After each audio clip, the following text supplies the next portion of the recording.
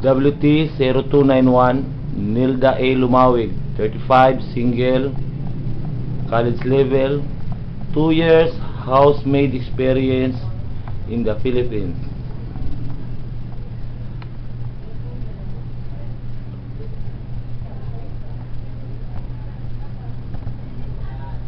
Can you tell me something about yourself, Miss Nilda?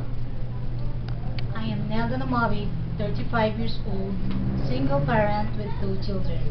I studied at St. Mary's University. I took up Bachelor of Science in Secondary Education. Can you tell me your experience as housemaid in the Philippines? I had experience as housemaid in the Philippines for 4 years. I work independently even without my employer's supervision.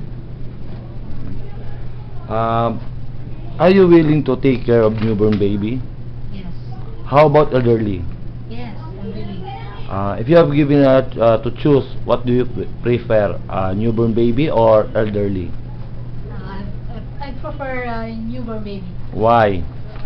because through my experience I have children, so I know I'm willing to do. Do you know how to do bottle feeding? Yes. If the babies still keep crying, what will you do? If the baby's crying, I will sing him a song to stop him. Do you know how to sing a lullaby song? Yes. Can you show it? Can you sing a lullaby song? Rock-a-bye baby on the treetop. When the wind blows, the cradle will rock.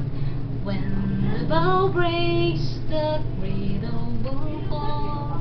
Right down my baby, cradle and all. Okay. Do you know how to cook? How about Chinese food? Do you know how to cook? Like chop suey and siomai. Okay. So, if you feel homesick, what will you do? I feel homesick, I just have a day off and gay friends just to overcome the homesickness. What are your hobbies, Miss Nilda?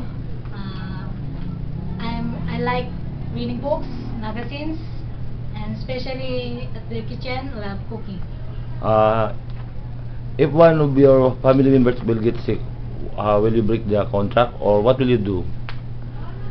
No, I will break the I will not break the contract, but it depends if it's a major sickness or what. Okay. How long can you work in Hong Kong? As long as my employers like me. Okay.